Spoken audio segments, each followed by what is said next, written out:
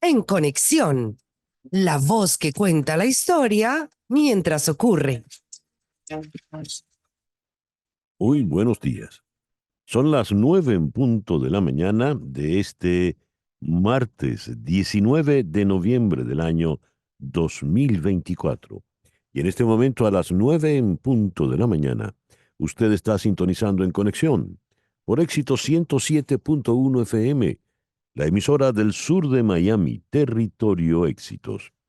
Usted también nos puede escuchar en su teléfono celular si descarga la aplicación Actualidad Media Group. Esa aplicación usted la puede descargar de manera gratuita en su celular. Y si usted entra en www.exito107.com, además de escucharnos, nos puede ver. Gerardo Quizada nos saluda desde Farroupilha, Serra Gaúcha, Río Grande do Sul, en Brasil. El amigo Juan Acuña y su camión están hoy por Salt Lake City, en Utah. Bien lejos. El amigo Guillermo Useche desde Puerto Ordaz, Javier Miguel en Barcelona, España, Carmen Salas pide que liberen al niño de 16 años que padece esquizofrenia. Ella escribe desde Tolima, en Colombia. Nilsen Velasco, en Venezuela, no dicen dónde. José Agudelo en Cajaseca. Douglas Isturiz en El Salvador. Jennifer Castillo en Weston. Mimón y Annie Amran están en Bogotá. Henry Moreno en Atlanta. Carlos Cuevas en Pensilvania. Victoria Ambrosino, una rubiense en México. Silvia Ascanio en Houston. Gloria Herrera en Bogotá. Hugo Boscán en Játiva. eh, Alfredo y Marianela en Dulcinela, Toronto. Ricardo Portal Piña en Béziers, Francia. Saeda Bon en Kissimmee. Doña María Alicia Sifontes. Pues sí, un cumpleaños muy celebrado, muy bien. Y María Alejandra Alfonso celebra hoy los 11 años de su hijita en Gainesville. Bueno, felicitaciones para Victoria. Yo también tengo una hija Victoria, un poco mayorcita. Juan Bautista González en Caracas, Abelino Freitas, abrazo. eh, la niña Victoria Nicole, portuguesa nacida en Venezuela, quedó en segundo lugar en el Festival Eurovisión Junior. Qué bueno, felicitaciones para ella. Bueno, muchísimas gracias pues a todos los que reportan la sintonía de En Conexión. En Conexión es una producción de Floralicia Anzola para Éxito 107.1 FM en Miami, con Laura Rodríguez en la producción general. Muy buenos días, Laura. Muy buenos días y feliz martes para todos. Mariel Sofía Rodríguez en Madrid en la producción informativa. Buenos días, Mariel Sofía. Muy buenos días a todos nuestros oyentes. Feliz martes, César. Espero que hayas pasado un excelente cumpleaños y este mensaje es para Laurita. Hoy gana el Caracas. Hoy gana el Caracas. Muy bien. Jesús Carreño en la edición y montaje. Carlos Prato está en los controles. Buenos días, Carlos. Muy buenos días, feliz jueves. Y ante el micrófono, quien tiene el gusto de hablarles, César Miguel Rondón. Eh, Hoy, 19 de noviembre, es el día de San Abdías, San Máximo de Cesarea, San Severino ex Superio y Feliciano de Braine-sur-la-Ville y San Barlam. En el calendario astrológico de Enrico Mariani, para el día de hoy repite la luna menguando en Cáncer. De la luna en Cáncer, uno lee aquí sensibilidad a flor de piel. Se estimulan los vínculos familiares y sentimentales. Hay que estar precavidos, pues las personas están emocionalmente más vulnerables y susceptibles. Es una buena luna para todo lo que tiene que ver con los niños. Es una buena luna para todo lo que tiene que ver con la nutrición y la gastronomía. Es una excelente luna para pedir favores y solicitar préstamos.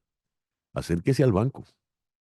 Luna menguante en Cáncer, Sol en Escorpio, este martes 19 de noviembre del año 2024. Hoy es el día, a ver, dice aquí, hoy es el Día Mundial del Retrete. La Asamblea General de Naciones Unidas decide designar este día el Día Mundial del Retrete en el contexto de la propuesta Saneamiento para Todos, como parte de una campaña de toma de conciencia de la importancia del acceso sostenible al agua potable y a los servicios básicos de saneamiento. El retrete, conocido también como inodoro, váter, excusado, eh, solo en Venezuela lo llaman poseta, solo en Venezuela, que yo sepa. Es también, esto es una efeméride interesante, hoy es el Día Internacional del Hombre. Esta fecha se ha popularizado mucho en los últimos años como una reivindicación de lo masculino, no exento de polémica. Eh, dice la Organización Mundial de la Salud reconoce que es una buena iniciativa incluir el tema de la equidad y de la salud del varón en la agenda internacional. Sin embargo, la fecha del Día Internacional del Hombre aún no está reconocida oficialmente, ni es un evento masivo en el calendario, como lo es, por ejemplo, el Día Internacional de la Mujer. Y es el Día Internacional de la Mujer Emprendedora. Es el Día Mundial para la Prevención del Abuso contra los Niños. Eh, dice aquí, el 19 de noviembre se conmemora el Día Internacional de la Prevención del Abuso Sexual Infantil, cuyo fin es visibilizar el problema que perjudica a niños en todo el mundo e insistir en dar la batalla para combatirla. El programa que hemos preparado para el día de hoy lo vamos a iniciar en Washington con Antonio de la Cruz, director ejecutivo de Inter-American Trends. ¿De qué vamos a hablar con él? Pues de la ley Bolívar. El Bolívar Act fue aprobado por el Comité de Supervisión de la Cámara de Representantes allí en Washington, y esto marca un hito clave en la lucha contra el régimen de Nicolás Maduro.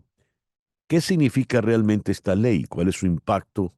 Eso lo vamos a conversar con De la Cruz. Luego iremos a Bogotá para conversar con el abogado y analista Federico Black. El gobierno de Gustavo Petro en Colombia interviene monómeros ante los rumores de venta de la empresa por parte del gobierno de Nicolás Maduro. De Bogotá iremos a Santo Domingo para conversar con Alejandro Grisanti, economista venezolano, director de Ecoanalítica. Con él vamos a tocar lo relativo a la cumbre del G20 en Río. Los países del G20 manifestaron su apoyo a la tributación progresiva para que los ricos paguen impuestos de forma más efectiva y se comprometieron a proseguir sus discusiones en torno a la propuesta brasileña para la posible creación de un impuesto global a los súper ricos. Luego vamos a recibir a Indira Leal, la directora de Cinema Venezuela. Miami se prepara para la 8ª edición de Cinema Venezuela. Hoy tendremos a María Trina Burgos. Conversaremos con María Trina de manera tal de que ustedes pueden preparar sus preguntas para que ella despeje cualquier duda que usted tenga en materia migratoria. Les recuerdo desde ya el teléfono aquí en el estudio, 305-344-1071. 305-344-1071. Y el foro de hoy, miedo al compromiso. ¿Cómo funciona el miedo al compromiso en las relaciones? Ese es un buen tema. Eso lo vamos a tocar con el psicólogo y sexólogo José Miguel Valera y con la psicóloga María Fernanda Acosta Sánchez. Ese es el programa que hemos preparado para el día de hoy, 19 de noviembre del 2024. El 19 de noviembre de 1819 se inaugura el Museo del Prado de Madrid, uno de los museos más importantes de Europa y de todo el mundo. El 19 de noviembre de 1938 nació Ted Turner, el fundador de CNN, Cable News Network y Turner Television. Hoy cumple 86 años. Hoy cumple 82 Calvin Klein. El 19 de noviembre de 1943 en Lemberg, en el oeste de Ucrania, los nazis liquidan el campo de concentración de Janowska, asesinando al menos a 6.000 hombres, mujeres y niños judíos después de un fallido levantamiento e intento de escape en masa. El 19 de noviembre de 1959 nació nada menos que Gledys Ibarra. Así que nuestra querida Gledys está de cumpleaños hoy. 65, mira qué maravilla. Hoy está cumpliendo también otra muy destacada actriz, Meg Ryan. Está cumpliendo 63. Y Jodie Foster, bueno, es el Día de las Actrices, está cumpliendo 62. Hoy está cumpliendo 48 años Jack Dorsey. Jack Dorsey es el cofundador de Twitter y de Square. Y hoy está cumpliendo 41, seguimos con actores. Adam Driver, en muchas películas, Megalópolis, la última de Ford Coppola, está protagonizada por él. El 19 de noviembre de 1985, Ronald Reagan y Mikhail Gorbachev se reúnen por primera vez. Allí empezaban ya a darse los pasos para lo que sería el fin de la Guerra Fría. El 19 de noviembre de 1990 sí ocurre un hito crucial en el fin de la Guerra Fría. La OTAN y el Pacto de Varsovia firman la paz. Y hace un año ya exactamente, el 19 de noviembre del 2023, Javier Milei fue electo presidente de la Argentina en segunda vuelta. El 19 de noviembre de 1828, con apenas 31 años, falleció Franz Schubert. Famosísimo Ave María de Schubert, ahí lo tenemos en la interpretación de la gran René Fleming. Schubert falleció de 31 años, pero llegó a componer más de 600 obras y falleció de fiebre tifoidea y se especula que también falleció de sífilis. El 19 de noviembre de 1905 nació Tommy Dorsey. Tommy Dorsey, como Glenn Miller, también era trombonista y también tuvo una orquesta muy destacada en los tiempos del swing. Tommy Dorsey y su orquesta.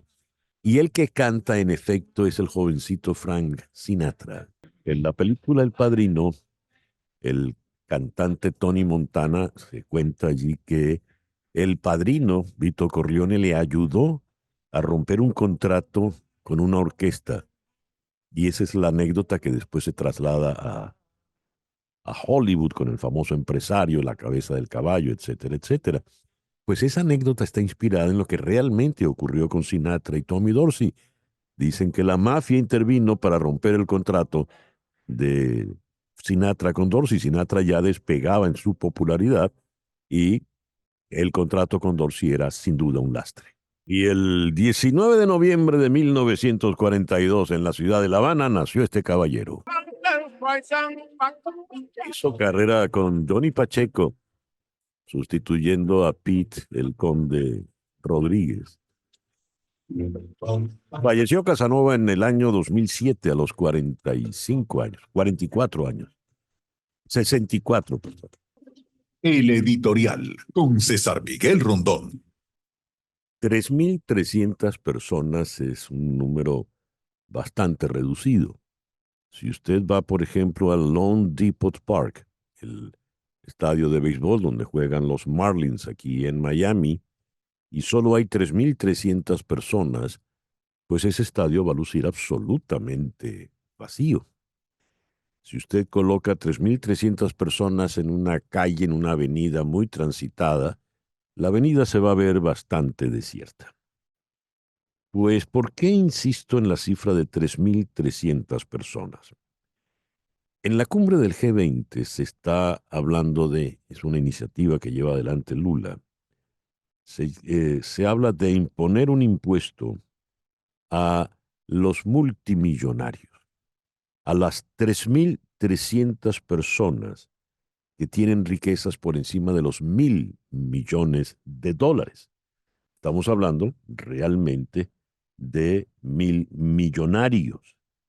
No es cualquier cosa.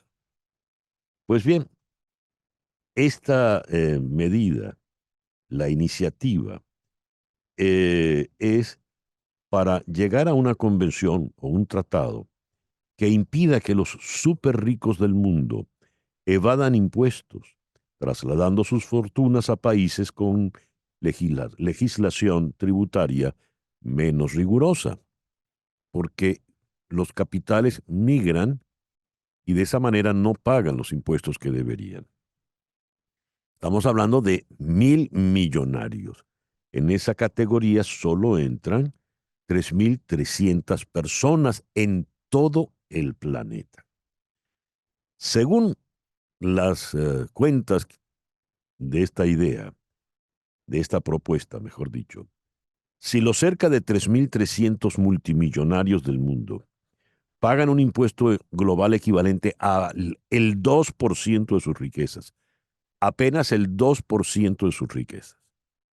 Usted, por ejemplo, en Estados Unidos, paga impuestos, ¿eh? Y paga impuestos en serio. Pues en buena parte del mundo, sobre todo el ciudadano de clase media, paga impuestos muy altos. En este caso, en el caso de la iniciativa brasileña, estamos hablando de solo el 2% de las riquezas de los 3.300 multimillonarios. Si se pagase apenas el 2%, se podría recaudar anualmente entre 200.000 y 250.000 millones de dólares. 200.000 y 250.000 millones de dólares para financiar proyectos de combate a la pobreza, el hambre y el cambio climático. Esta iniciativa ha contado con la ferviente oposición de Javier Milei. El discurso de Milei en el G20 no fue precisamente bien recibido. Y cuando a esta cumbre vaya Donald Trump, seguramente también se opondrá porque se ha opuesto a ello aquí en Estados Unidos. Digo, si en su momento decide asistir a una cumbre del G20, que podría también decir chao. 9:19 de la mañana, Capicúa. Hacemos una pequeña pausa y ya regresamos con las noticias más importantes de este martes 19 de noviembre. Esto es En Conexión por Éxito 107.1 FM en Miami. Recuerden, hoy viene María Trina Burgos al estudio. Vayan preparando sus preguntas, después las hacen tarde y se nos acaba el tiempo. Y se quedan sin despejar las dudas. 305-344-1071, el teléfono aquí en el estudio. 305-344-1071. Y a las 9:23 vamos con las noticias más importantes del día de hoy. Estados Unidos dijo que es Rusia la que está intensificando el conflicto en Ucrania con el despliegue de tropas norcoreanas, después de que el Kremlin advirtiera que Washington profundizaría su participación en la guerra al permitir que las fuerzas de Kiev ataquen en el interior de Rusia con armas de fabricación estadounidense. El portavoz del Departamento de Estado, Matthew Miller, en conferencia de prensa, se negó a confirmar que la administración saliente del presidente Biden había decidido permitir los ataques, pero reiteró que Estados Unidos siempre adaptará y ajustará las capacidades que proporcionamos a Ucrania cuando sea apropiado hacerlo. Cita textual. El presidente Biden se reunió ayer con la presidenta de México, Claudia Sheinbaum, en Río de Janeiro, en el marco de la cumbre del G20. Biden expresó sus felicitaciones por su reciente elección y reafirmó el compromiso de Estados Unidos con la construcción de una América del Norte próspera, con empleos bien remunerados. Los dos líderes subrayaron la importancia de mantener la cooperación en materia de migración, seguridad y lucha contra el flagelo de la violencia criminal transnacional y las cuestiones económicas, aprovechando la sólida asociación bilateral entre Estados Unidos y México. La Cámara de Representantes aprobó un proyecto de ley respaldado por republicanos y demócratas que complementa las normas que prohíben al gobierno de Estados Unidos contratar a personas que tengan lazos comerciales con el gobierno ilegítimo de Nicolás Maduro en Venezuela. La llamada Ley Bolívar, oficialmente Ley de Prohibición de Operaciones y Arrendamientos con el régimen autoritario ilegítimo de Venezuela, que ahora debe ser aprobada por el Senado, también establece la misma prohibición para cualquier gobierno sucesor de Maduro en Venezuela que no sea reconocido como legítimo por Estados Unidos. Esta legislación envía un mensaje claro y poderoso a Maduro, así como a otros dictadores de todo el mundo, de que no habrá apaciguamiento, no habrá tolerancia, no habrá recompensa por sus acciones ilegales y deshonestas. Eso dijo Mike Waltz en un comunicado. En el mismo sentido habló Wasserman Schultz. Dijo: estoy orgullosa de ayudar a liderar esta legislación bipartidista que cortará la red de apoyo de Maduro y enviará el mensaje claro de que los estadounidenses no toleraremos la represión antidemocrática y ciertamente no la subsidiaremos. Cita textual. El Observatorio Venezolano de Prisiones exigió al Estado que publique una lista oficial de los considerados presos políticos que han sido liberados en los últimos días, luego de haber sido detenidos en el contexto de las protestas contra el resultado oficial de las elecciones presidenciales del 28 de julio. A través de una nota de prensa, el director de esta ONG, Humberto Prado, pidió la lista oficial, en cumplimiento del derecho a la información establecido en el artículo 51 de la Constitución, que asegura que toda persona tiene derecho a dirigir peticiones ante las autoridades y recibir respuestas oportunas. Son muchas las mujeres, madres y esposas que han dejado sus hogares para luchar por la libertad de sus seres queridos. Algunas pasan noches enteras en las calles esperando noticias, durmiendo en condiciones indignas mientras sueñan con el regreso de sus hijos a casa. Cita textual para Humberto Prado. El Cuerpo de Investigaciones Científicas Penales y Criminalísticas, CICPC, llamó a comparecer ante la sede del organismo en Caracas a Oscar Murillo, reconocido periodista venezolano y actual coordinador general de Provea, debido a una supuesta investigación llevada a cabo por la delegación municipal de esta policía en San Cristóbal, por la supuesta comisión de un delito contemplado en la Ley contra el Odio por la Convivencia Pacífica y la Tolerancia, que, como hemos denunciado en reiteradas ocasiones, ha servido para procesar e imputar a cientos de detenidos y escalar el crimen de persecución por razones políticas en Venezuela. Aunque la boleta de citación no aclara el origen y fundamento de la supuesta investigación que realiza la policía científica, ni la cualidad procesal bajo la cual deberá comparecer el también profesor universitario Murillo, esta situación se produce en medio de una vertiginosa escalada de abusos registrada con posterioridad a los comicios del pasado 28 de julio y de nuevos actos de hostigamiento y amenazas encabezadas por el ministro de Relaciones Interiores, Diosdado Cabello, contra personas y organizaciones que solicitaron una investigación imparcial sobre las circunstancias que rodearon la muerte de Edwin Santos en el estado Apure. La presidenta de México, Claudia Sheinbaum, ha defendido en el G20 revolucionar las partidas de gasto de las principales economías del mundo para destinar el 1% de la inversión en armamento a una ambiciosa meta social. En sus propias palabras, el programa de reforestación más grande de la historia consiste en dar a las familias pobres del campo un jornal, capacitación técnica para sembrar árboles maderables y frutales, así como otros cultivos, según ha resumido la señora Sheinbaum, quien calcula que con unos recursos anuales de 24,000 millones de dólares se podría apoyar a 6 millones de sembradores. Continuando con el G20, los países que participan manifestaron su apoyo a la tributación progresiva para que los ricos paguen impuestos de forma más efectiva y se comprometieron a proseguir sus discusiones en torno a la propuesta brasileña para la posible creación de un impuesto global a los superricos. Con pleno respeto a la soberanía fiscal, procuraremos cooperar para garantizar que las personas con un patrimonio neto muy elevado paguen impuestos de manera efectiva, afirmó el Foro de las Mayores Economías en su declaración final, divulgada en el día de ayer. La genérica mención incluida en el documento se refiere a la propuesta de la presidencia brasileña para la negociación de una convención o de un tratado que impida que los superricos evadan impuestos trasladando sus fortunas a países con legislación tributaria menos rigurosa. Donald Trump prevé declarar el estado de emergencia nacional y recurrir al ejército para llevar a cabo una deportación masiva de migrantes cuando asuma la presidencia en enero.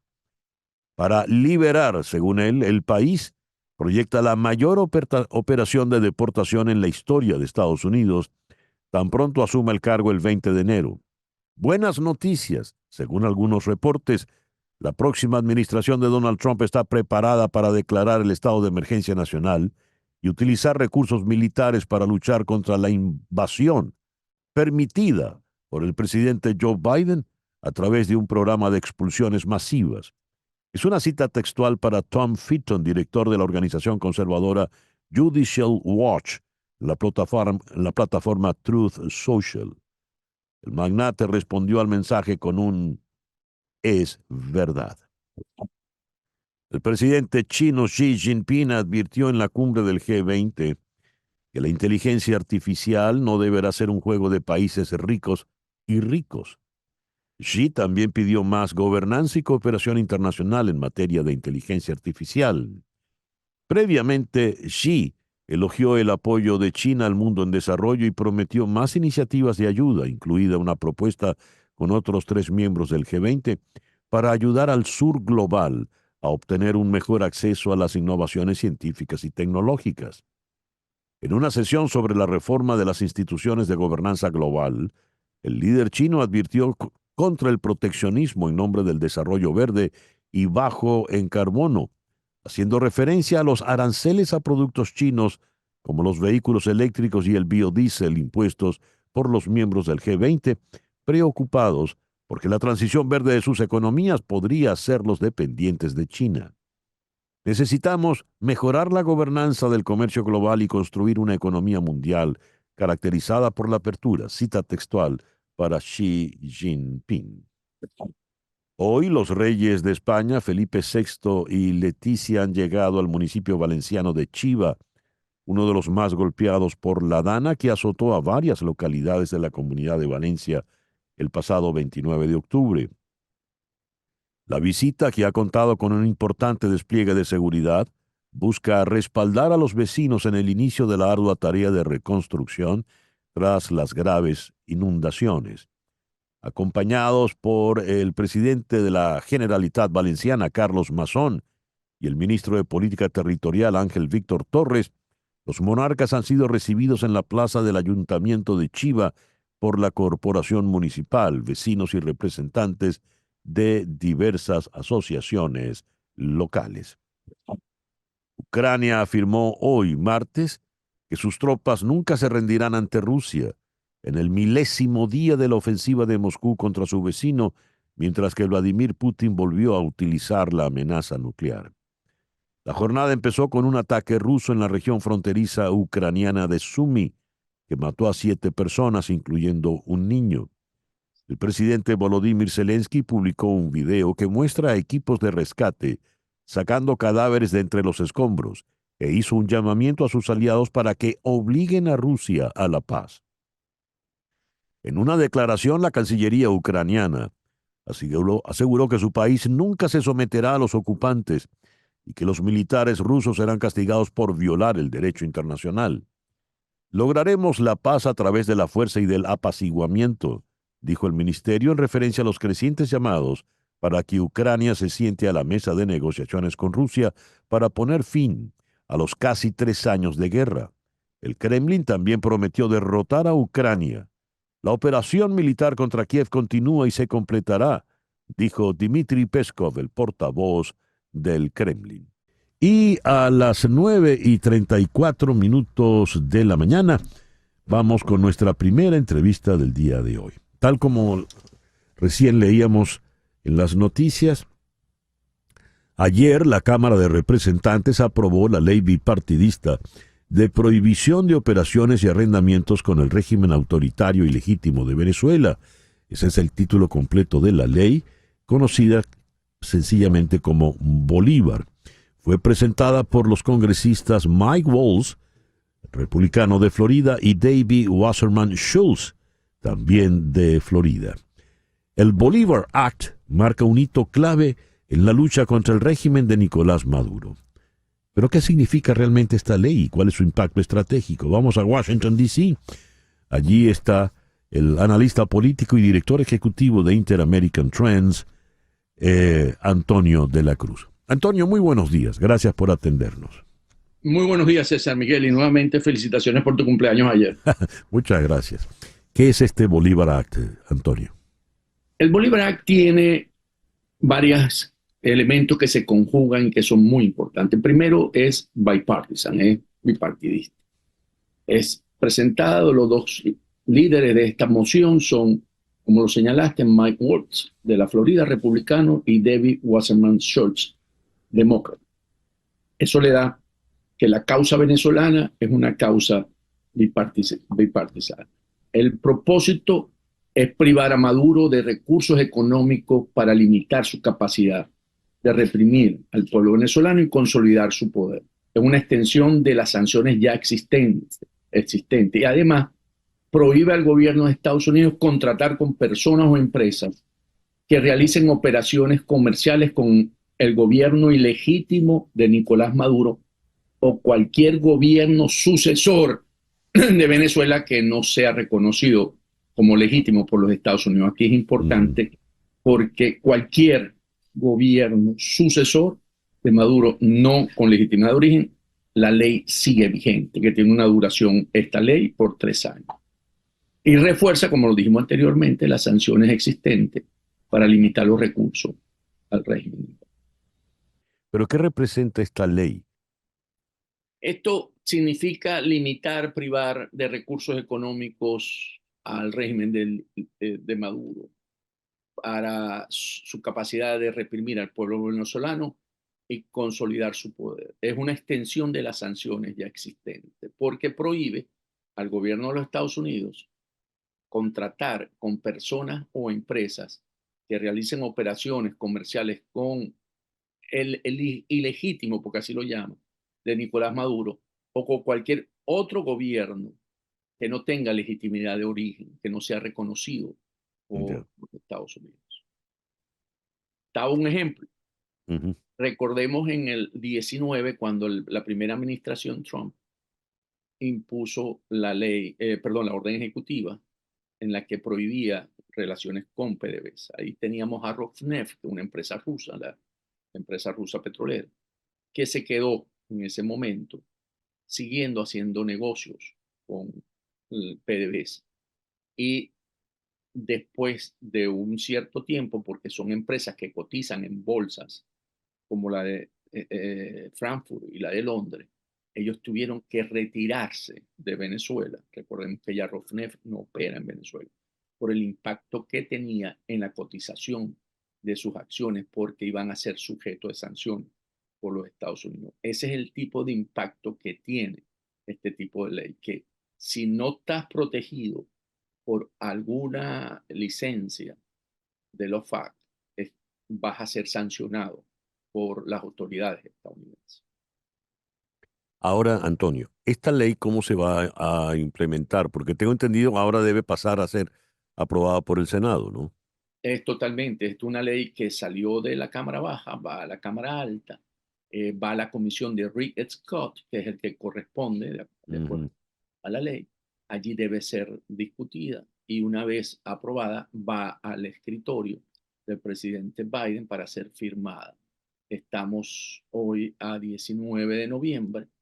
Todavía hay un buen tiempo que sea aprobada por esta administración y que cuando asuma el presidente Trump en el 20 de enero tenga esta ley a su disposición. Aquí hay un elemento importante, César, que es que Mike Waltz, que es el patrocinante de esta ley, va a ser el asesor de seguridad nacional del presidente Trump. Va a ser el rol que hizo Bolton en la primera administración de Trump y va a ser el rol que hace Sullivan hoy con el presidente Biden. Y él, en sus declaraciones, él destacó que el régimen de Maduro es ilegítimo, autoritario, y además lo clasificó de marxista y que ha reprimido violentamente a la oposición democrática.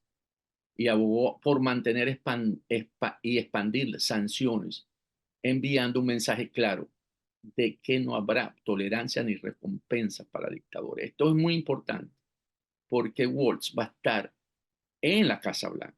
Y si lo combinamos con la llave de Marco Rubio en el Departamento de Estado, que también conoce muy bien la situación venezolana, yo creo que para el régimen de Maduro, con la nueva administración que se esperaba que fuese a hacer una relación diplomática pragmática por los ofrecimientos de Trump de expulsar a todos los emigrantes ilegales que están hoy en el país y que podía llegar a una relación de negociación con Maduro, creo que esto hay que leerlo, porque aquí los dos personas, el que va a dirigir, por supuesto, la política de Estados Unidos, el presidente, pero que va a tener la responsabilidad de ello, y el que ve toda la parte de seguridad, que le hablan al oído del presidente Trump, no están en una línea de buscar una relación diplomática pragmática. En Venezuela, varios sectores han pedido relajación de las sanciones, superar las sanciones, entrar en un nuevo periodo, un nuevo ciclo. Por lo visto, eso no solo va a ser imposible, sino que se va a revertir. Iríamos entonces incluso a sanciones más severas, Antonio. Yo creo que aquí lo que tendríamos que empezar a ver si el presidente Biden toma estas acciones antes, aprueba la ley y impone sanciones antes de la toma de posesión del presidente Trump, es llevar a Maduro a que vea que los costos de permanencia por Trocho Mocho el 10 de enero en Miraflores van a tener consecuencias muy graves en términos de su aislamiento y de su economía, del funcionamiento de su economía. Eso lo que permitiría, porque si no sucede eso, Maduro se va a juramentar el 10 de enero con toda seguridad ante su Asamblea Nacional. Y le va a quedar al presidente Trump, como está señalando, cómo resolver esa situación en Venezuela. Y allí, por supuesto, una de las herramientas va a ser, porque él fue además el presidente de la máxima presión, que utilizó la política de máxima presión, que va a retomar como una gran posibilidad por estos dos grandes actores que tiene alrededor. Entonces, dentro de ello, no solamente está eso, recordemos que está el aumento que lo planteó Rick Scott, el aumento de la recompensa por la captura de los que están señalados aquí en la justicia estadounidense por parte de Maduro y un grupo a su alrededor de personas que van a tener consecuencias. Y allí realmente yo creo que los costos van a ser mucho más altos que los que están hoy. Hoy están propuestos, pero no se están ejecutando. Después del 10 vamos a ver realmente una situación muy difícil en términos del funcionamiento del régimen de Maduro. Que tuvimos con la administración Biden, ya como última pregunta, Antonio, una experiencia particular. Anthony Blinken era el secretario de Estado, pero por ejemplo las relaciones con Venezuela se resolvieron directamente desde la Casa Blanca vía Juan González. Y allí fue donde se decidió, por ejemplo, la excarcelación de Saab, de los narcosobrinos, etcétera, etcétera. ¿Habrá una estrategia más coordinada en esta oportunidad? Teniendo a dos personas primero que se conocen, porque los dos son de la Florida, ¿verdad? Waltz y Marco Rubio. Primero, eso da una relación, ¿verdad?, fluida entre ambos. Y entendiendo lo que sucede en Venezuela, aquí lo importante con uno y el otro es que no habíamos tenido un secretario de Estado y un asesor de seguridad nacional que conozcan a Venezuela tanto como estos dos. Llegan a una posición tan alta dos personas que conocen muy bien y que esto va a generar acciones coordinadas, porque definitivamente si esto ocurre, Maduro se juramenta el 10 de enero, la presión esa máxima va a ser coordinada con Europa, que vimos ayer el mensaje que dejó en despedida el Ujú. Borrell como canciller de la Unión Europea. Sí. Y entonces estamos viendo los movimientos que se están haciendo por las comisiones de la Unión Europea de ir a La Haya a buscar que se salga la orden de captura de Maduro. Entonces estamos viendo que estas coordinaciones van a ser muy importantes y sobre todo en un gobierno donde lo que se busca es que en el mundo reine un mejor orden en términos de paz, que es como lo ha planteado Trump, para tener buenos negocios. Entonces yo creo que aquí Venezuela como factor desestabilizador de la región habría que buscar cómo lograr estabilizarla, que se ve que con estos dos, Waltz y Marco Rubio, entienden que es a través de la legitimidad de origen del nuevo gobierno. Antonio, muchísimas gracias por atendernos en el programa de hoy y muchas gracias por tu paciencia ante los inconvenientes técnicos de esta mañana. No, un gran placer, César, siempre estar contigo. Muchas gracias. Antonio de la Cruz es el director ejecutivo de Inter-American Trends, allí en la ciudad de Washington. A las 19:00 de la mañana vamos a ir ahora a la ciudad de Bogotá. Como habíamos comentado en las noticias, el gobierno de Colombia ha decidido intervenir monómeros ante los rumores de venta por parte del gobierno de Nicolás Maduro. A través de un comunicado, las supersociedades anunció que ante la posible venta de las acciones de monómeros, la supervisará en el grado de control para preservar la empresa como unidad productiva y fuente generadora de empleo. Vamos a Bogotá. Allí está el abogado y analista Federico Black. Federico, muy buenos días. Muchísimas gracias por atendernos. Hola César Miguel, muy buenos días. ¿Qué significa, Federico, esta supervisión por parte del gobierno de Petro en grado de control sobre monómeros? Es una medida que aplica la Superintendencia de Sociedades que busca revisar que monómeros no deje de funcionar, contabilizando que según cifras del propio gobierno de Colombia, monómeros genera aproximadamente unos 600 empleos directos acá en Colombia y unos 1.500 empleos indirectos. Pero más allá de eso, el interés que tiene Colombia en monómeros es que monómeros tiene incidencia aproximadamente en el 40% del agro de Colombia. Es decir, es una empresa de mucha importancia para la economía colombiana. Y el argumento del presidente Petro para oponerse a la eventual venta de monómeros, que no son rumores, aparentemente la negociación sí estaba muy adelantada y estaban transando la empresa por el orden de $300 millones. Incluso así lo hizo saber una de las personas que fue designada por el gobierno de Colombia cuando Colombia le regresó el control de monómeros al régimen de Nicolás Maduro, ese señor que se llama Rodrigo Ramírez.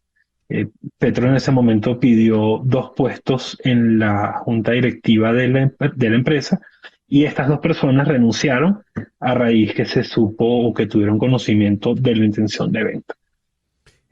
Desde mi punto de vista creo que esto tiene un trasfondo además de económico, porque Petro alega que vender monómeros a una empresa privada del mundo de los fertilizantes podría tener una incidencia, un impacto directo en el aumento de los precios de los productos agrícolas acá en Colombia, pues porque los fertilizantes que producen monómeros podrían aumentar de precio. Pero creo que esto tiene también un trasfondo mucho de política, visto en este distanciamiento tan evidente que ha habido entre Nicolás Maduro y Gustavo Petro, y una posible eventual aplicación nuevamente de las sanciones de las que ya una vez monómeros fue, digámoslo, víctima por parte del Tesoro de los Estados Unidos. Ahora bien, entonces, esta supervisión en grado de control impide que se pueda vender o que se pueda tomar ningún tipo de transacción con la empresa? Impedirlo como tal no, porque a Ajá. fin de cuentas es una empresa privada, independientemente Ujú. de que el propietario sea PDVSA, Pequiven. Pero lo que busca es como controlar que la empresa funcione, es ponerle trabas realmente a cualquier operación que además lo dejaron al descubierto y paradójicamente quien está llevando a cabo adelante esa negociación es nada más y nada menos que Alex Saab, que aunque el gobierno de Nicolás Maduro lo venda como que es un venezolano, un ilustre venezolano, realmente es un ciudadano colombiano oriundo de Barranquilla, ciudad donde está basada Ajá. Monómeros. De manera tal de que se podría tratar como un asunto doméstico a efectos colombianos, entonces.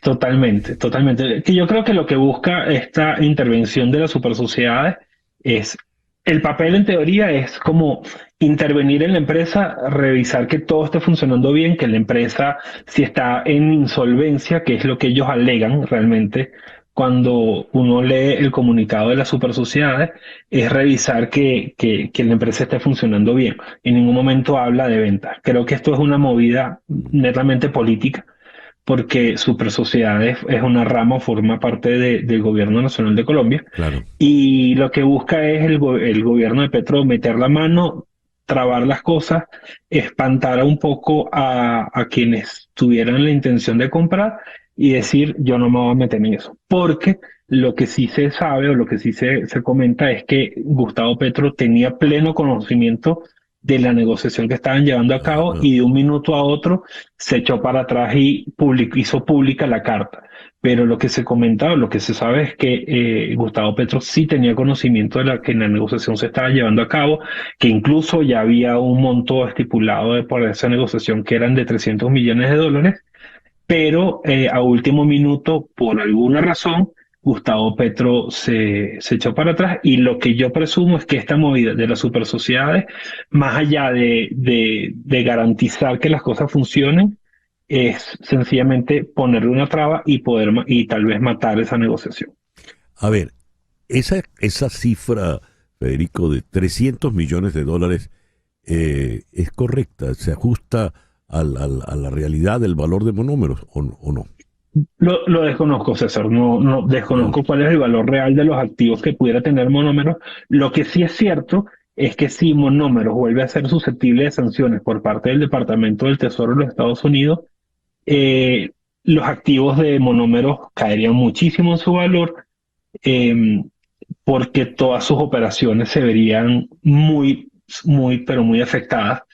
Y la presunción de que pudiese reavivarse porque existe una licencia que exime de la sanción a Monómeros hasta 2025, pero lo que presume que pudiera darse es porque hubo vamos a llamarlo una repatriación de capitales por un orden de aproximadamente 130 millones de pesos colombianos, que en realidad no es mucho dinero. O sea, cuando lo llevamos a dólares, o sea, no es algo irrelevante, pero estaría por el orden tal vez de los 40.000, 30.000 dólares, o sea, esa cantidad, si fuese eso. Donde esté involucrado eh, Luis Enrique Duque Molina. Luis Enrique Duque Molina es actual vicepresidente de PDVSA. Esa operación la habrían hecho a través de una empresa que está en Hong Kong, por la cual Monómeros habría comprado a Pequiven, que es su propietaria, pero le habría comprado a Pequiven, o sea, es decir, PDVSA, Uria, para comercializar acá en Colombia. Esa acción, esa actividad habría violado la licencia que le otorga o que le levantó el eventual sanción que en algún momento tuvo Monómero.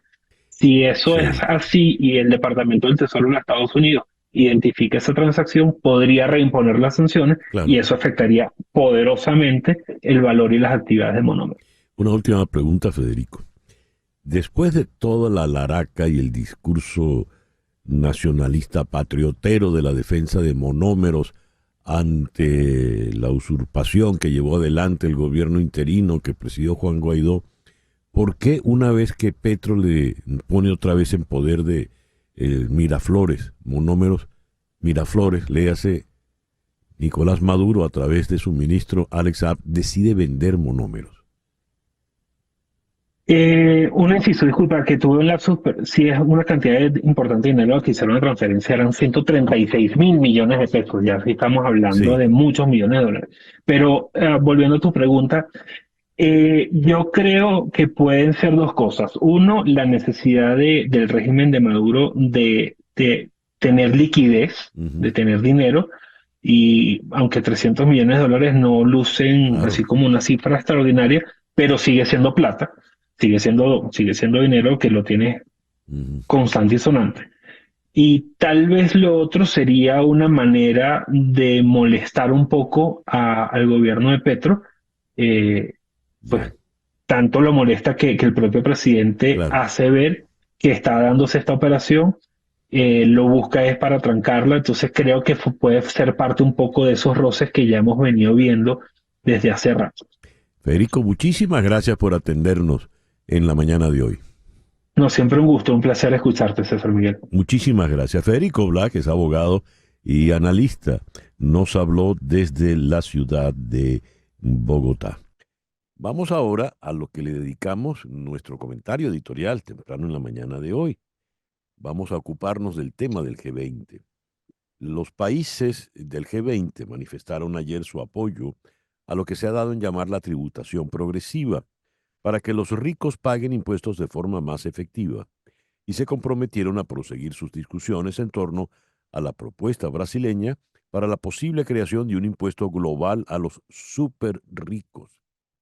Recuerden que cuando hablamos de los súper ricos estamos hablando de esos aproximadamente 3.300 personas que tienen más de 1.000 millones de dólares cada una de ellas. Abordemos esto con el economista Alejandro Grisante, director socio fundador de Ecoanalítica. Alejandro, muy buenos días. Muchísimas gracias por atendernos. César Miguel, muchísimas gracias por la invitación. A ver, ¿qué información manejas de lo que está ocurriendo en Río de Janeiro, en la cumbre del G20, con relación a este tema de la tributación progresiva? Mira, yo creo que es importante, aquí hay dos cosas, ¿no? Lo primero, es muy importante que los países y las regiones se pongan de acuerdo en poder cobrarle a los ricos, no sé si a los súper ricos o además de a los súper ricos, a los ricos, algunas tasas mínimas de contribución fiscal. Los ricos del mundo, incluso las grandes corporaciones, ponen a los países a pelear quién da mejores beneficios fiscales para ver por dónde se pueden terminar pagando menos impuestos. Entonces, por eso tenemos grandes corporaciones o personas que terminan siendo residentes de las Malvinas o de Bahamas o de pequeñas islas que terminan dando ese tipo de beneficios. Entonces, yo creo que sí es un tema necesario el tener una coordinación que fije unos mínimos fiscales, no solo para los súper ricos, sino también para las grandes corporaciones y las multinacionales, porque es una manera de poder tener de alguna forma en América Latina una mejora importante en las cuentas fiscales. Ahora, esto es un tema que, por supuesto, el presidente Lula ha politizado.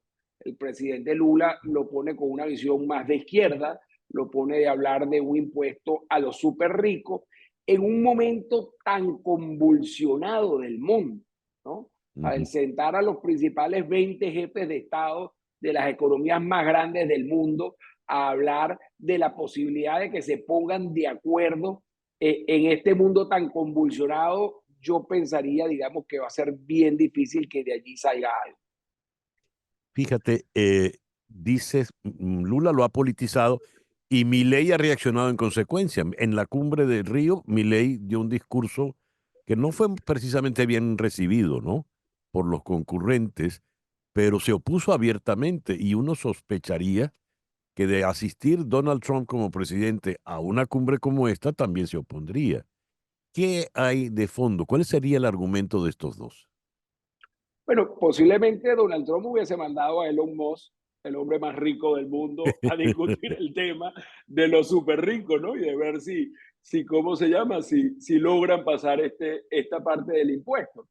Pero precisamente creo que la forma, o sea, una oportunidad de buscar crear un equipo multilateral que fije algunas tasas mínimas fiscales para grandes corporaciones, para personas de grandes recursos, etcétera, con el nombre más neutro posible, ¿no? Porque lo politiza en parte por el nombre, porque eso es una necesidad que ha venido hablándose, que el Fondo Monetario Internacional la ha venido poniendo sobre la opinión pública de una necesidad de coordinación fiscal entre los países para poder recolectar impuestos y para poder crear unos mínimos. Entonces, por supuesto, de lado y lado, entonces al final la respuesta esperada, de lado y lado, lo que tenemos es una politización de un problema real que existe y, por supuesto, una muy baja probabilidad que termine saliendo algo de esta discusión, incluso que se termine decidiendo por un grupo técnico, porque al final lo que uno abogaría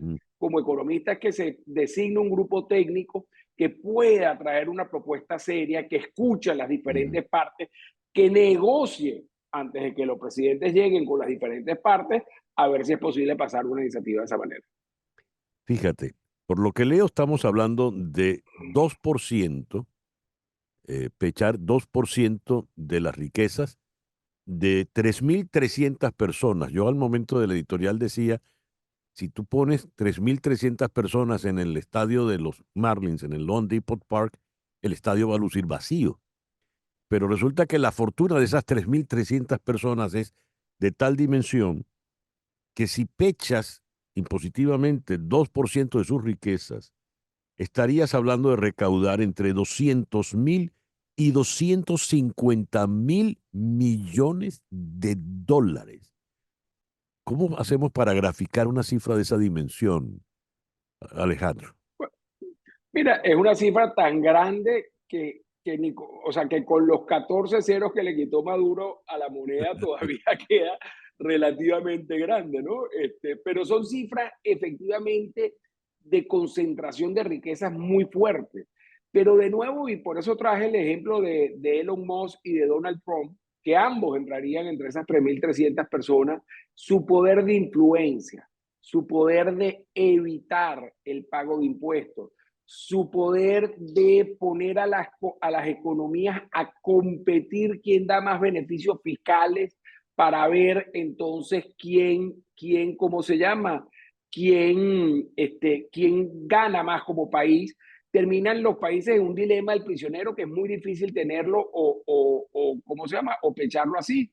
De hecho, yo te diría, cambiando un poco la propuesta de Lula modestamente, si pechas lo que tienen más de 100 millones de dólares, a lo mejor de 3.300 te sube a 35.000, a lo mejor llenas el estadio, ¿ok? Ajá. Posiblemente llenes el estadio, pero no van a ser 2 o 3 estadios lo que tienes que seguir. Ahí van a haber unas 60.000 personas que puedan tener más de 100 millones de dólares y esas serían unas personas perfectas para ser objeto de un impuesto, pero de nuevo, yo veo difícil la posibilidad de coordinación entre países para lograr ese cobro de impuestos. Porque visto desde la perspectiva del ciudadano de a pie, que tú le digas a cualquier ciudadano que paga, por ejemplo, sus impuestos aquí en Estados Unidos, que va a pagar el 2% de la riqueza, de su riqueza personal, te va a decir, como no, con mucho gusto, porque es que él paga en impuestos cantidades exorbitantes. Acá todos, cuando llega la fecha del IRS, pues estamos muy pendientes de todo lo que tenemos que pagar. Y es muy por encima de un irrisorio 2%, ¿no? Sí, efectivamente, César Miguel, cuando yo vivía en Nueva York, cuando yo veía lo que ingresaba, una vez me puse varias veces a sacar todos los impuestos, incluido el IVA de que pagaba por la parte de consumo, etcétera. Yo llegué a pagar hasta 62% del ingreso, ¿ok? Por supuesto que es el estado de mayores impuestos dentro de Estados Unidos, pero era el impuesto federal, el impuesto de Nueva York como estado, después el impuesto de Manhattan también, que era uno de los más altos, donde terminabas pagando 62-63% de impuestos sobre el ingreso que tenía, que es muy fácil de atacar porque es una cifra que el banco te transfiere a ti y ahí no hay manera de hacer ningún tipo de planificación fiscal, pues, ¿no? Si a mí me hubiesen cambiado no por 2, por 10, lo hubiese tomado feliz de la vida, pues. Claro. Alejandro, muchísimas gracias por atendernos en la mañana de hoy. Muchas gracias a ti, César Miguel, siempre a la orden. Alejandro Grisanti es un destacado economista venezolano, director y socio fundador de Ecoanalítica. Nos habló desde Santo Domingo. Son las 10:27 de la mañana. Vamos a ir a una pausa y les tengo una maravillosa noticia. La doctora María Trina Burgos ya está aquí en el estudio, rozagante y feliz como es su característica.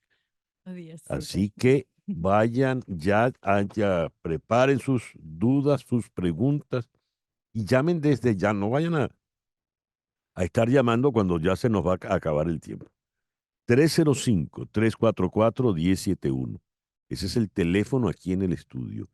305-344-1071 para que usted le haga sus consultas a María Trina Burgos, su abogada venezolana de inmigración. 10:28. Ya regresamos en conexión, aquí por Éxito 107.1 FM en Miami. Bien, 305-344-1071. 305-344-1071. Bienvenida, doctora Burgos. ¿Cómo está usted? Ser Miguel, un placer. Discúlpame que estos 2 lunes no he podido estar presentes. Tenía unas cortes pendientes que no se podían cambiar.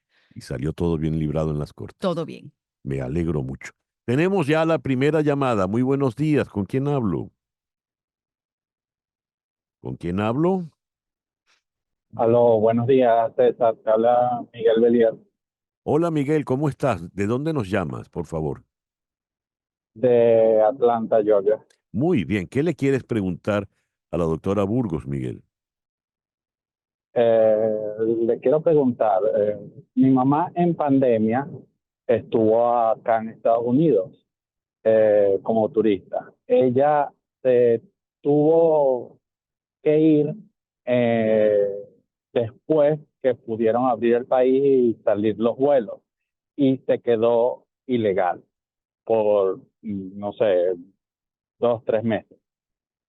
Ella regresó a, a Venezuela, ¿verdad? Y bueno, supongo que perdió su visa. Mi hermana es ciudadana y quiere que saque la visa o pedirla. No sabe qué hacer y cómo es el proceso. Ok, muy buenos días, Miguel. Claro que sí.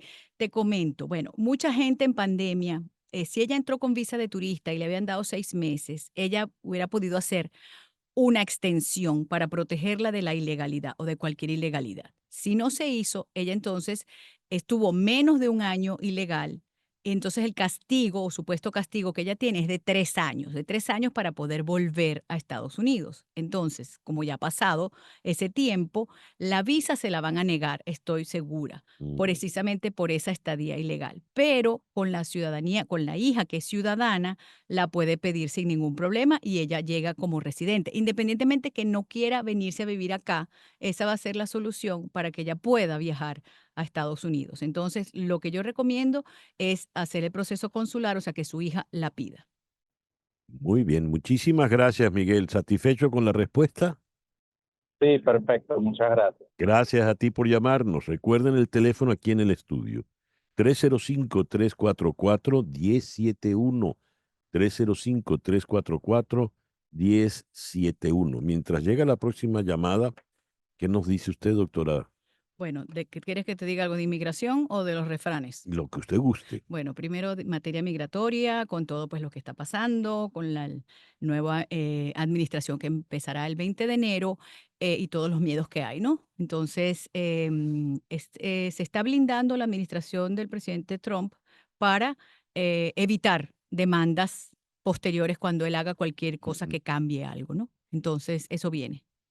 ¿De qué manera se está blindando? Bueno, de manera cómo va a ejecutar las órdenes, si la va a hacer con una orden ejecutiva que esté bien protegida, que no pueda ser atacada en cortes, porque ya varios gobernadores de algunos estados demócratas ya han amenazado que no van a obedecer las normas del presidente Trump en materia de deportación. Ok. Tengo una nueva llamada. Muy buenos días. ¿Con quién hablo? Hola, buenos días. Te habla Juan Barrios de Miami. Hola, Juan, ¿cómo estás? Gracias por Muy bien. llamarnos. ¿Qué le preguntas a la doctora Burgos? Adelante. Adelante, Juan. ¿Hemos perdido a Juan? Ahí está Juan. Juan, buenos días. Aló, Ajá, adelante, ¿me Juan. oye ahora? Sí, Buenos días. sí, te escuchamos Aló, perfectamente. Adelante, aló. aló. Te estamos escuchando, Juan, adelante. Colgó, él no nos, él era el que no nos escuchaba. Sí. Bueno, a mí viene otra llamada ya inmediatamente. ¿Con quién hablo? Buenos días. Buenos días. ¿Con quién hablo? Buenos días, César Miguel, Jorge. Hola, Jorge. ¿Qué le preguntas a María Trina? Buenos días, María Trina. Quería consultarle, a mí me acaba de llegar la Green Card. ¿Qué tiempo tendría que esperar para optar por la ciudadanía, teniendo ya 6 años viviendo en este país? Muy buenos días, Jorge. Bueno, lamentándolo mucho, creo que estás contando el tiempo que estás aquí como que si te lo van a contar para la ciudadanía. Solamente lo hacen con los cubanos, en el ajuste cubano, que le hacen retroactivo 1 año solamente. Entonces, si recibiste la Green Card a través de empleo, tienes que esperar desde la fecha de la tarjeta 4 años y 9 meses. Si la recibiste a través de matrimonio, son 2 años y 9 meses. O sea que a través de matrimonio con ciudadana americana puedes aplicar a los 3 años. Pero si no es de esa manera, vas a aplicar a los 5. Pero puedes aplicar 4 años y 9 meses, o sea, 3 meses antes, ¿ok? Entonces tienes que esperar. Pero felicitaciones de que ya tienes tu green card. María Trina, ¿y por qué en las cuentas siempre son tanto y 9 meses? No, lo digo porque son 5 años desde que te haces residente, pero inmigración te deja aplicar a los 4 años y 9 meses, o sea, 3 meses antes de los 5, como para ir adelantando. Ah, Sí, sí. muy bien, pensé que era por algún parto. No, ningún No. parto, no. Recuerden, 13. Bueno, hay chistes malos en No, en la no, vida estamos también, buenos, ¿no? estamos buenos. 305-344-1071, el teléfono en el estudio. Muy buenos días, ¿con quién hablo? Ah, caramba, se le acaba de caer la llamada, me dice Laurita. 305-344-1071 es el teléfono de nuestros estudios para que usted le formule directamente su pregunta a María Trina Burgos. ¿Con quién hablo ahora? Buenos días. Buenos días, Juan Carlos Barrios de nuevo de acá de Miami, que Cónchale, no los Juan. oía. Sí, Juan, Sí, qué señor. bien, qué bien. Bueno, ahora sí, Bueno, pregúntale gusto muy a de María Trina. saludarlo. Con gusto. Tengo una hija, soy ciudadano, que está en residente en Chile.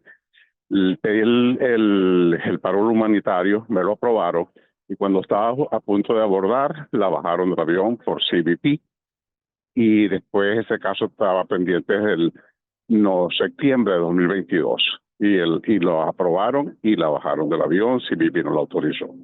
¿Qué puedo hacer? Bueno, Juan Carlos, lamentando mucho lo que ocurrió, ha ocurrido, no sé en qué época fue, porque en la época del fraude, que descubrieron los fraudes de toda la gente que estaba aplicando, cancelaron muchos viajes que ya estaban, de gente que ya estaba siendo aprobada, ¿no? Para continuar las investigaciones. Probablemente, si, aunque no haya sido por esa fecha, si fue después del fraude, entonces pararon todos esos viajes para seguir investigando. Supuestamente el caso sigue pendiente.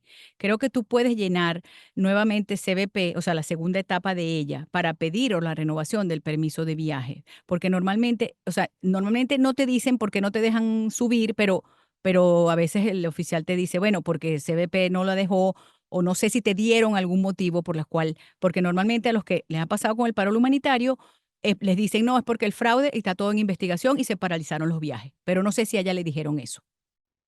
Perfecto, muchas gracias. Trataré de Sí. llenar ese formulario y, bueno, un poquito de suerte para que mi hija venga para acá conmigo. Claro que sí, tienes que pedirla, tú eres ciudadano, pídela. El tiempo pasa inexorablemente, aunque sea mucho tiempo. Ok, bueno, si Bueno. esa es la segunda opción, con mucho gusto entonces. Claro que sí. Gracias Bueno, por llamar, Juan gracias, Carlos. señor Juan Carlos. Tenemos a quién, ¿con quién hablo ahora? Buenos días. Mercedes, Hola, buenos días, Mercedes, buenos días. ¿De dónde nos llamas, Mercedes?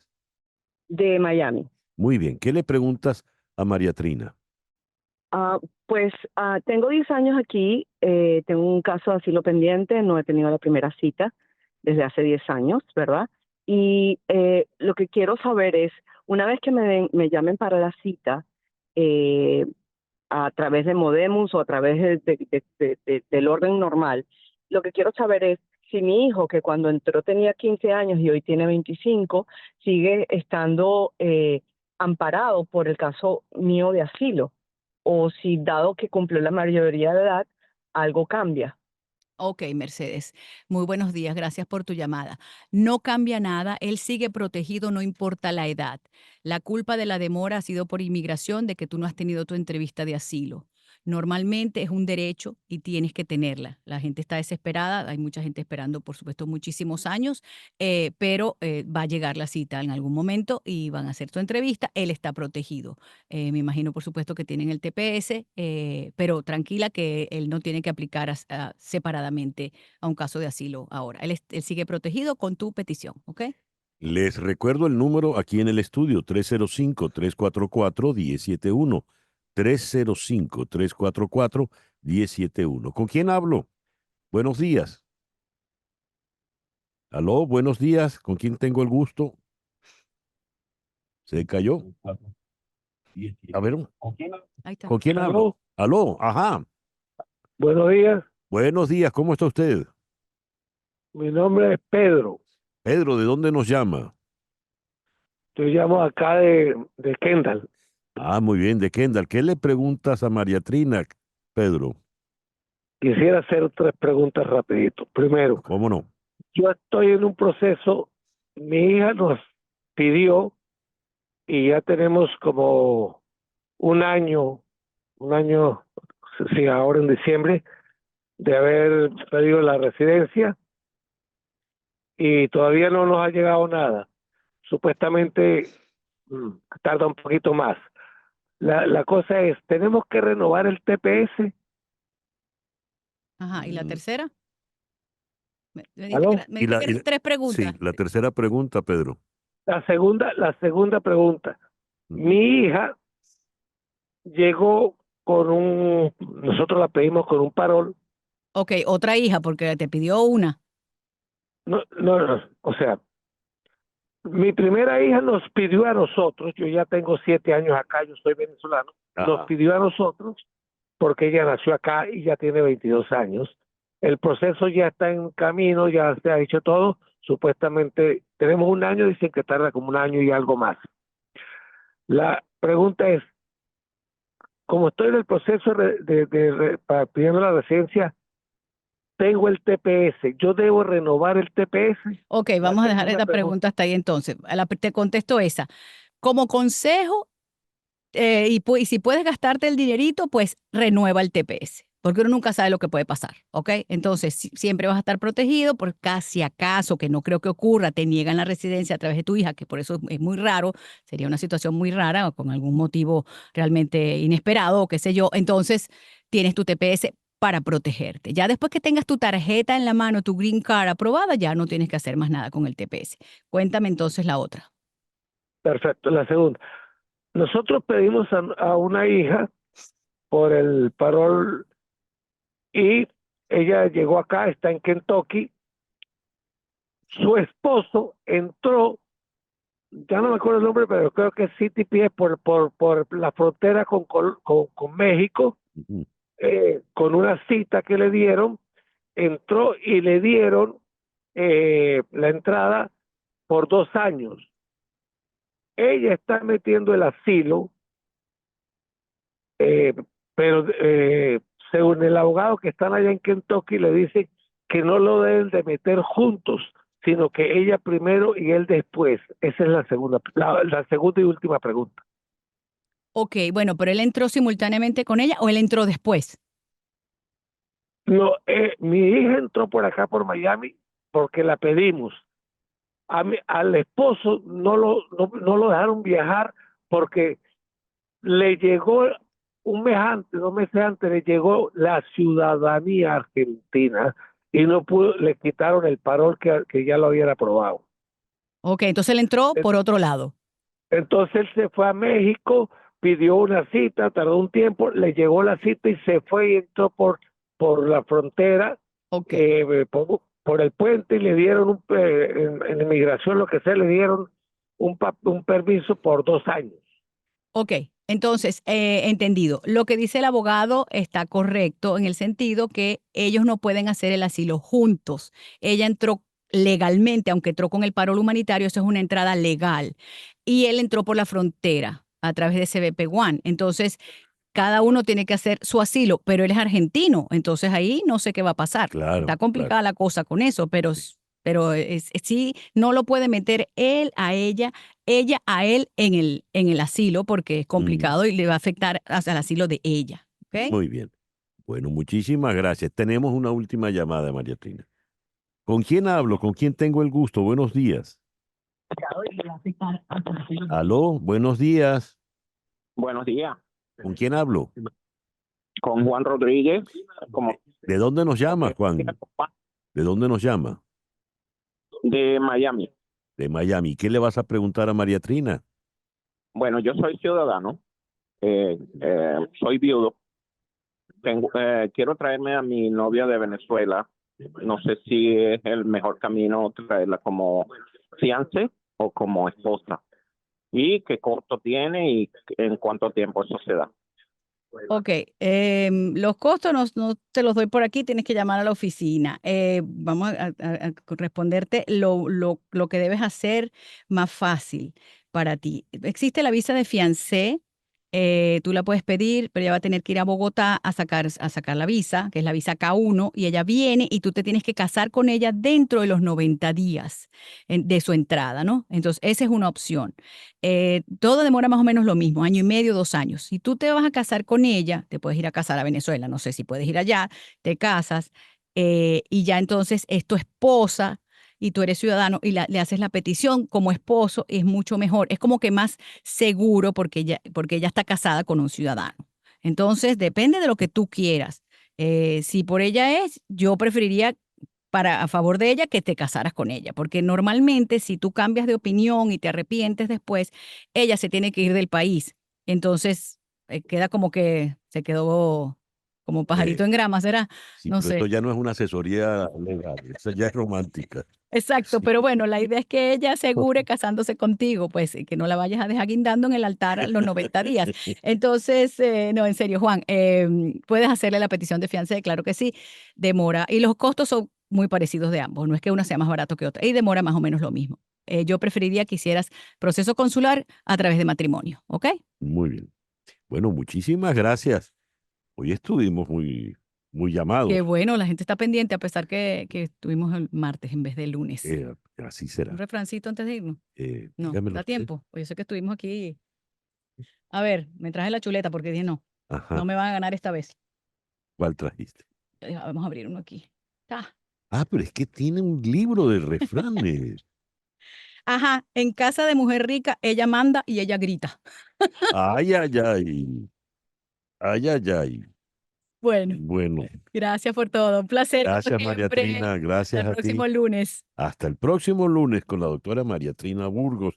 Y ya recuerden su teléfono aquí, su oficina, 305-468-0044. Una pequeña pausa y ya regresamos en conexión. Una pausa y regresamos con César Miguel Rondón en Conexión. ¿Qué tal, amigos? Soy Jessica Fox y te invito a que me acompañes todos los días de lunes a viernes de 7 a 9 de la mañana y que te sientas bien, porque recuerda, con Pharmatech me siento bien y también escuchando el show de la Fox, siempre contigo en Éxitos 107.1. Ross Machado Ford celebra su 40 aniversario con una gran venta en apreciación a nuestros clientes que nos han hecho la agencia Ford predilecta de los hispanos. Broncos, Explorers, Mustangs, camionetas F-150 con hasta $10,000. Y en el mes de julio, compre sin dinero de entrada, 0% de interés y sin pagos por 6 meses. Sí, escuchó bien, sin dinero de entrada, sin pago por 6 meses. Venga y ahorre en grande y celebre con Ross Machado Ford su 40 aniversario. Ahorre miles de dólares solamente en Ross Machado Ford en Hialeah. En Gable Sedation Dentistry, los tratamientos abarcan todo el alcance de la odontología moderna. Si bien el cuidado dental preventivo es siempre un área importante de atención, los pacientes confían en Gables para restauraciones avanzadas, cirugías de encías, coronas, puentes dentales y dentaduras postizas sobre implantes. Llame al 305-749-9142, 305-749-9142. Se aceptan la mayoría de seguros y ahora Medicare de Humana Gold Plus. Estamos en Conexión Radio, con César Miguel Rondón.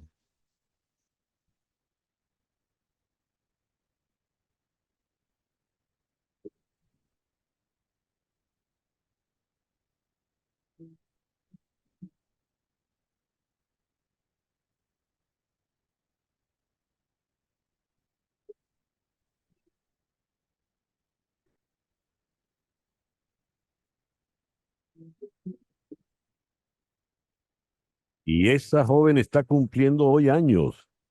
Nuestra querida y admirada Karina nació el 19 de noviembre de... No, me regaña Floralice si digo la edad. Feliz cumpleaños, compañera escorpiona.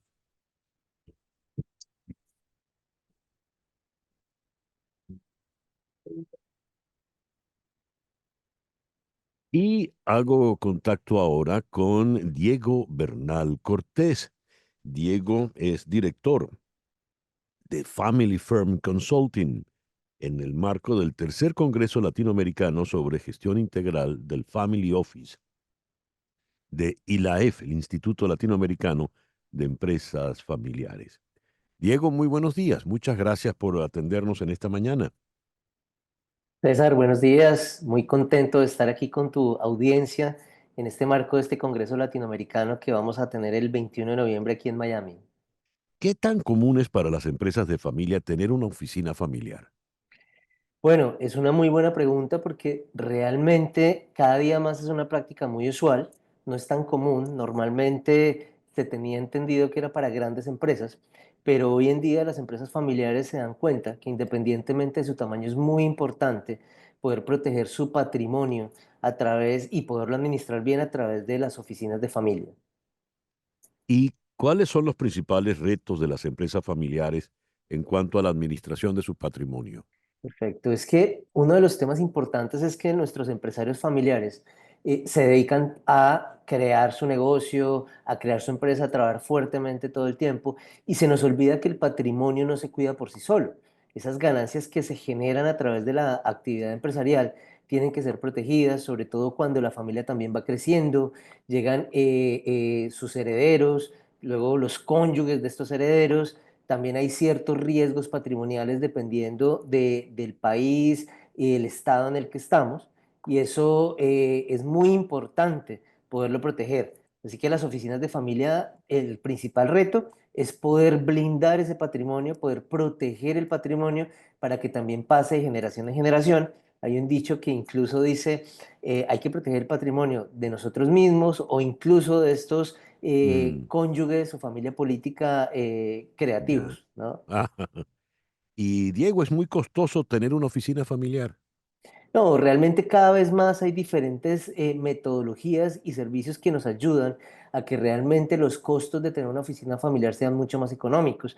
De hecho, en el congreso que vamos a tener el jueves en el Hotel Colondale, donde tu audiencia está cordialmente invitada como cortesía, vamos a ver diferentes servicios, diferentes herramientas para diferentes tamaños de empresa familiar para que puedan acceder a servicios y poder proteger exitosamente su empresa familiar, incluso con acuerdos de familia también. Allí vamos a tener conferencistas de talla mundial con los cuales estaremos encantados de poderlos ayudar.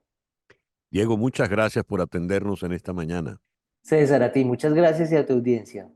Diego Bernal Cortés, director de Family Firm Consulting, invitándoles pues a este tercer Congreso Latinoamericano sobre Gestión Integral del Family Office, el jueves 21 de noviembre en el Hotel Colonnade en Coral Gables. Y ahora vamos al cine. Me da un gusto inmenso recibir a Indira Leal, directora de Cinema Venezuela. Indira, muy buenos días. Gracias por acompañarnos. Buenos días, buenos días. Gracias por esta invitación, César. ¿Cómo nos preparamos para esta nueva edición, la octava edición de Cinema Venezuela, Indira? Bueno, sí, yo estoy muy emocionada porque de verdad van a pasar muchísimas cosas desde el jueves 21 al domingo 24 de noviembre en el Bill Crawford Cinema de la Universidad de Miami. Tenemos 10 largometrajes, 18 cortometrajes, en total son 28 piezas cinematográficas que vamos a disfrutar todo este fin de semana. ¿Qué vamos a tener? ¿Qué novedades vamos a tener que nos puedas adelantar, Indira? Bueno, fíjate, vamos a estrenar con una película que ganó el Goya como mejor documental, que se llama Mientras seas tú, y esa está dirigida por una venezolana que se llama Claudia Pinto Emperador. Esa es una Claro. joyita que tenemos allí. Y vamos a iniciar el cinema jueves 21, que es el Opening Night.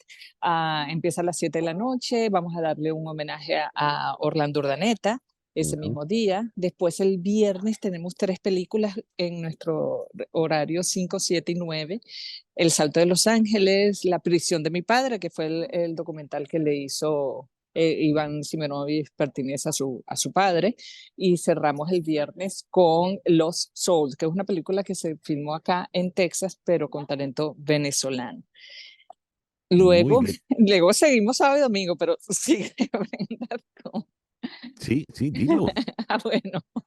Bueno, sábado hicimos un concurso para ópera prima para guiones de cortometrajes. Los guionistas van a estar allí ya hicimos la preselección, 7 preseleccionados van a hacer su pitch ante un jurado calificador y de ahí pues el ganador se va a llevar una semana de equipos de David and Joseph para hacer su cortometraje. Tremendo premio. Eso va a ser. Sí.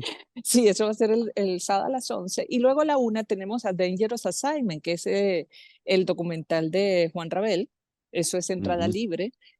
Todo esto es en el Bill Crawford Cinema de la Universidad de Miami. Sí, Recordando, ¿no? sobre Armando Info, el trabajo de Roberto Denis en Que Armando Info. está súper bien. A las 3 de la tarde comenzamos con la tanda de los cortometrajes. Después tenemos 5, 7 y 9, que es Hambre de Joanna Nelson, Visceral de César Manzana, y cerramos con La sombra del catire el día sábado. El día domingo. Dígame. No, di, el día domingo. El día domingo a la 1 de la tarde tenemos un conversatorio muy interesante que siempre hacemos todos los años y es, vamos a hablar esta vez de lo difícil o lo que tiene que pasar un cineasta, ya sea venezolano o de cualquier nacionalidad, para llegar a estos festivales clase A que son bien altos, como lo del Oscar, que está Vuelve a la Vida, que es la propuesta de Venezuela a los Oscars, y a las 3 tenemos la otra tanda de cortometrajes, a las 5 tenemos País Portátil, que es nuestra cinema retro, que es de Antonio. Qué bonito. Sí, de 1979. Imagínate tú. Sí. Bueno.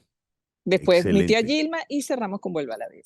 Esa es toda la programación. Excelente, pero me parece que está muy, muy bien y me alegra mucho en lo personal el reconocimiento especial, el homenaje a nuestro querido Orlando Urdaneta, ¿verdad? Sí, el año pasado lo hicimos a Lupita. Con Lupita, creo que es por demás merecido.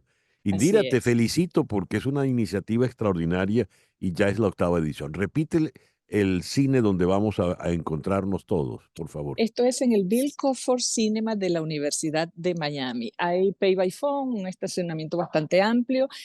Los más perdidos como yo llego con el GPS, porque como está dentro de la universidad hay gente que de repente se pierde un poquito, pero está allí. En el campus. Sí, en el campus. El sitio es fabuloso. Las entradas las pueden conseguir en cinemavenezuela.org. Pueden ver en nuestro Instagram todo, @cinemavenezuela. Allí pueden comprar las entradas. Y bueno, César, yo te espero para que abramos eso. Sí, señor. Gracias a Indira Leal, la directora de Cinema Venezuela, ya en su 8ª edición. Son las 10:59. Hoy ha sido un día accidentado, pero pudimos hacer casi todo lo importante. Así que ustedes saben muy bien quiénes son los que hacen este programa. Hoy no tengo chance de darle crédito ni hay sorpresa. Así que muchísimas gracias por permitirnos estar allí. Tengan todos el mejor día posible. Y a las 10:59, para variar, Barbarita. ¡Pictures! Ajá.